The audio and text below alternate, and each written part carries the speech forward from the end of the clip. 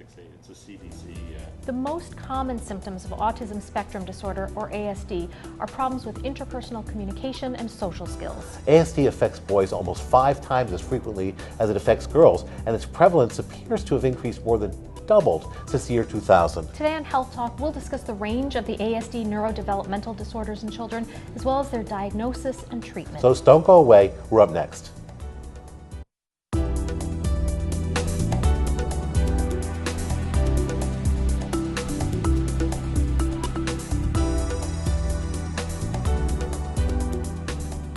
Hello, I'm Dr. Andrea Peterson. And I'm Dr. Eric Mazer. Joining us today are Dr. William Levinson and Marielle Zacola. Dr. Levinson is the Program Director of the Pediatric Development and Therapy Center in Norwalk. Marielle Zacola is an advanced practice registered nurse and a psychiatric nurse practitioner for the Pediatric Development and Therapy Center. Welcome to both of you. Thank you. So we're talking about autism today, and boy, there's almost nothing out there that I see discussed among my sons and their young parents more than autism. Maybe we start out, what is it? Well, autism has 3 cardinal features. The first is that the child has difficulty interacting. They may have minimal eye contact or no eye contact at all. When you try to engage the child, they might get very upset and withdrawn. The second feature is some kind of communication disorder. They may not have much expressive communication, or they may echo back what's said to them, or they may take what they hear on television or movie, use that as their language. We call that scripted speech. The third feature is that children may have some atypical physical features: hand flapping, spinning, fascination with spinning objects. So those 3 features together, especially when they're impacting on a child's ability to function, is what we're calling autism. And Marielle, do we understand any of the causes of autism? And maybe you can put to rest the vaccine issue, which always comes up when you discuss the cause. Sure. We know that genes play a big part in a person's risk for autism. So if you have a family member, a twin, an extended family member, or especially a sibling with autism, that will increase your risk for autism. There's also other chromosomal or genetic abnormalities that can increase your risk for autism, like Fragile X syndrome. In terms of vaccines, I mean, there's been no association found between vaccinations and autism. There's been particular concern in the media about a particular preservative called thimerosal that's used to prevent vaccinations from being contaminated.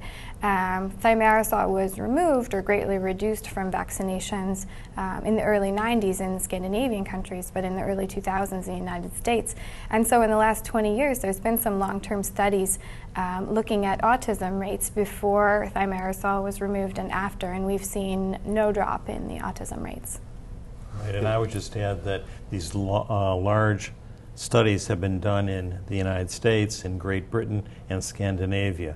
So these are looking at large numbers of people, and they have found that there is no association with vaccines. However, we do know that if children don't get the proper vaccines, they're at great risk for significant diseases. Well, I know that, and it's really, that's why I brought this topic up, Sure. because I know there were parents making the decision not to vaccinate their children, Right. and putting them at risk of measles and mumps and things which can damage them and can kill them.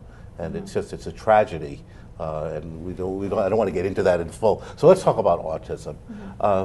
When do you begin to suspect that within a child? Well, some children as young as 1.5 years to 2 years of age may show a change in how they're interacting with their parents. It might be a behavioral change, it might be a drop in language functioning, and when that happens and parents are concerned, they should talk to their primary care provider. They can certainly come to us, but something should be looked at.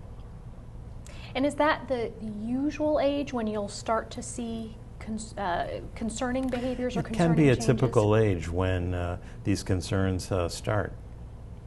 And what kinds of things can parents, well, what should they do if they suspect there's a problem? Let me ask it that way, Marielle. I mean, the first thing to do is talk to your pediatrician about your concerns, but we're very open and welcoming to parents calling us at any time. Parents know their kids well. They are very tuned into a change or how children compare to their peers, so we welcome So is it really a calls from change parents. that happens at that 1.5-year-old time that you're looking for, that they're more engaged before that, or they just don't engage more and more as they get older?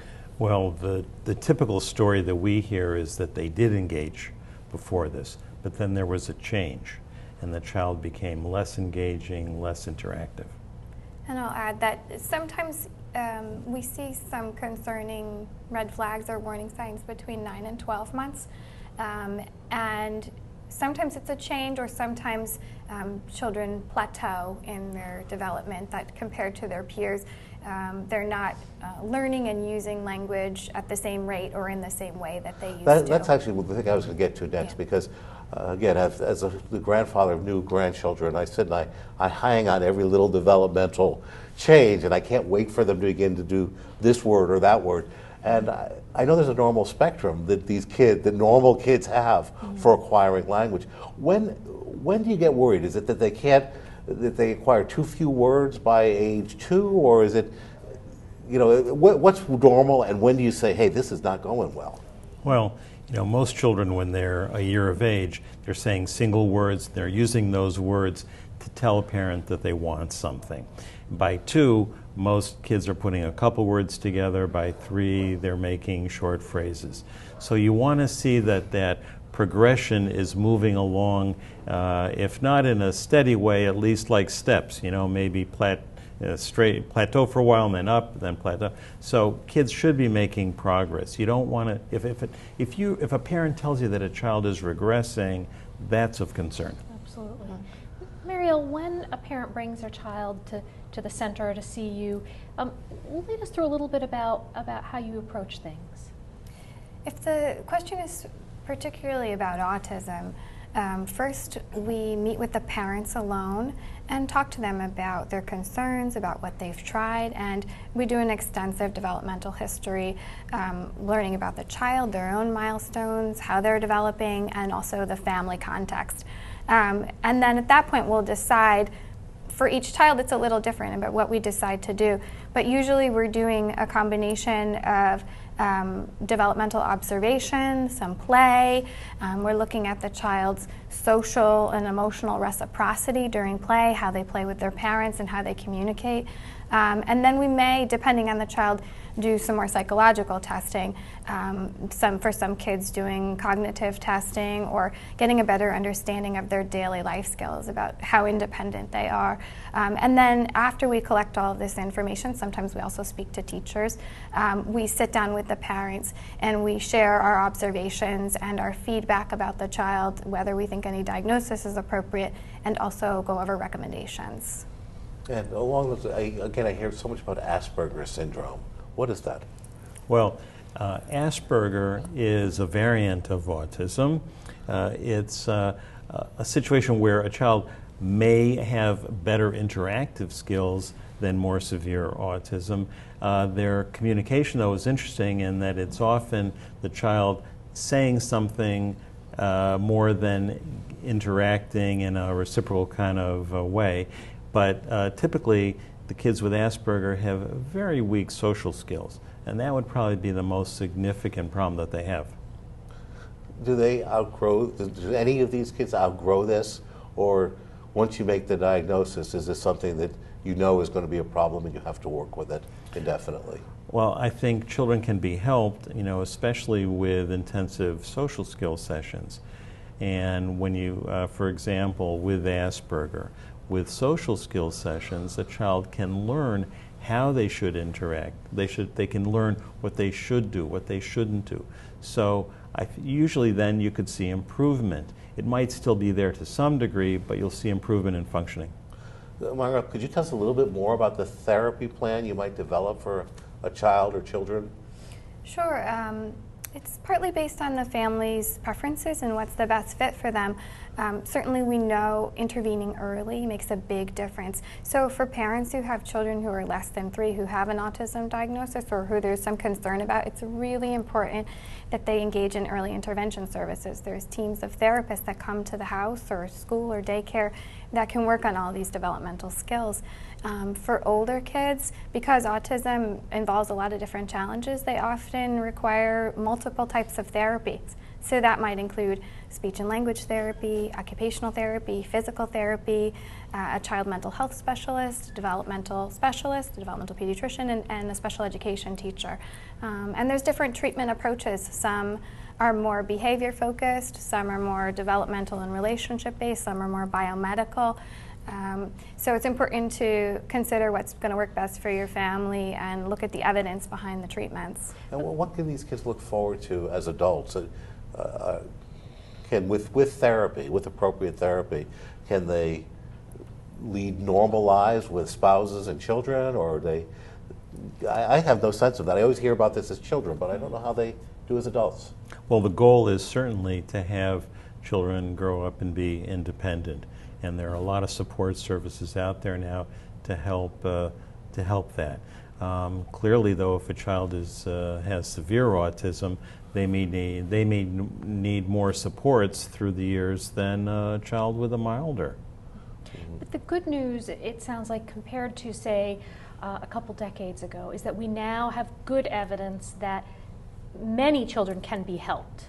Is that accurate? That's true. I think there are a lot more services available now than there were a number of years ago, and certainly we at the Pediatric Development Center try to make sure that we set families up with whatever services that they need. And Marielle, from what you said earlier, it sounds as though it really is worth, if a parent has a concern or the preschool teacher has a concern, it's really worth getting that child evaluated early rather than, say, waiting to see what time brings. In that early intervention, we now know really makes a difference. We do, yeah. The earlier the better, and we know that children who receive services at a younger age have better outcomes.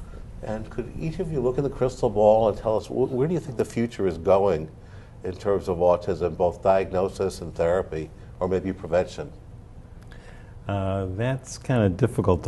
It's always difficult to predict the future, but I would hope that other centers can be available, like our center is available, to help families better understand what their child's needs are.